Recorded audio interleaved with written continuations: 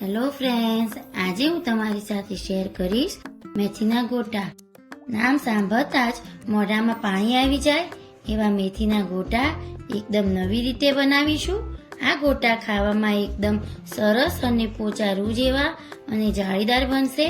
તમે જોઈ શકો છો કેટલા પરફેક્ટ બન્યા છે. તો ચાલો ખાવામાં મજા પડે એવા મેથીના ગોટા બનાવીએ. તો હવે સૌથી પહેલા ગોટાનું બેટર તૈયાર કરીશું.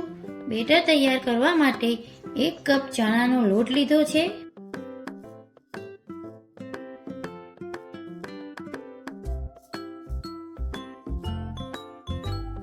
એકદમ સારી ક્વોલિટીનો ચણાનો લોટ લેવાનો. હવે આપણે લોટને એકદમ સારી રીતે ચાળી લઈશું. હંમેશા ગોટા બનાવતી વખતે પહેલા લોટને ચાળી લેવાનો. હવે લોટ સરસ ચડાઈ જાય એટલામાં 1 વાટકી મેથીની ભાજી ઉમેરીશું. તો તમે જેટલો લોટ લેતા હોય એના કરતાં થોડી ઓછી મેથી ઉમેરવાની.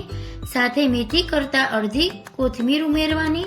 તો મેં મેથી અને કોથમીરને ધોઈને સાફ કરીને ઝીણા સુધારી લીધા છે. સાથે આપણે એમાં 2 થી 3 ટીસ્પૂન લીલું લસણ ઉમેરીશું. લીલા લસણનો સ્વાદ આ ગોટામાં ખૂબ જ સરસ આવે છે, તો જરૂરથી ઉમેરજો. હવે મેં અહીંયા 3 ટેબલસ્પૂન ઝીણા લીલા મરચાંના ટુકડા લીધા છે. અહીંયા તમે તમારી પસંદ પ્રમાણે તીખા મોળા મરચાં લઈ શકો છો. સાથે 1 ટીસ્પૂન જેટલું છીણેલું આદું ઉમેરીશું. હવે મેં અહીંયા 1 ટેબલસ્પૂન જેટલા સૂકા ધાણા લીધા છે. તમારે મેથીના ગોટામાં અધકચરા ધાણા અને મરી ખાસ ઉમેરવાના.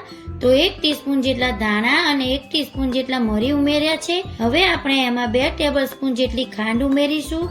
આ ગોટાનો સ્વાદ ખાટો મીઠો અને તીખો બનાવવાનો છે. હવે 1 ટીસ્પૂન જેટલા હિંગ ઉમેરીશું.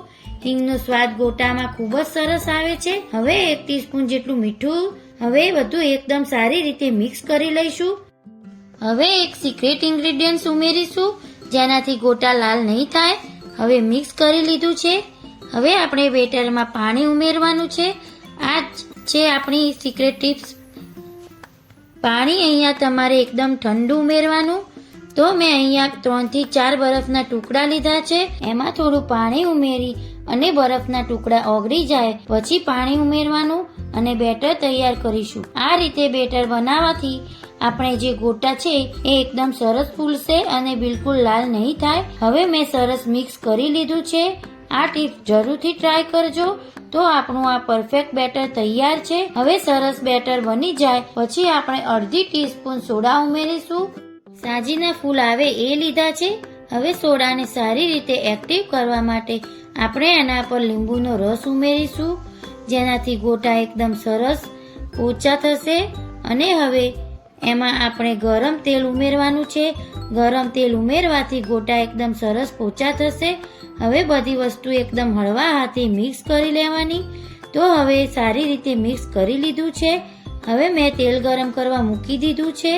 હવે તેલ ગરમ થઈ ગયું છે કે નહીં ચેક કરવા માટે આપણે થોડું બેટર ઉમેરી ચેક કરીશું. બેટર ઉમેરતા એ ઉપર આવે તો તમારે મેથીના ગોટા તળાવવા માટે તૈયાર છે. તો તેલ ગરમ થઈ ગયું છે. હવે આપણે ગેસની ફ્લેમ મીડિયમ કરી અને એમાં ગોટાને ઉમેરી દેશું. તો તમે જોઈ શકો છો ધીરે ધીરે કરી આપણા ગોટા ઉપર આવે છે.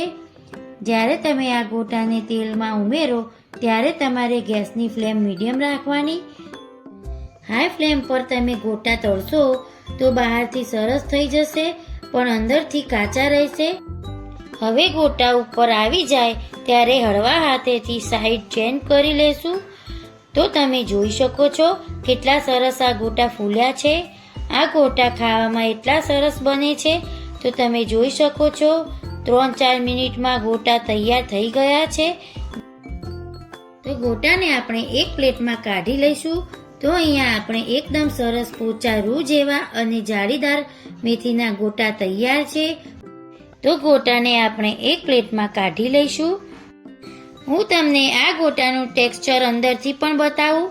તમે જોઈ શકો છો કેટલા સરસ પરફેક્ટ બન્યા છે. તો જરૂરથી ટ્રાય કરજો. તમને મારી રેસીપી ગમતી હોય તો લાઈક, શેર અને સબસ્ક્રાઈબ કરો. Thanks for watching video. Bye. આવજો. Take care.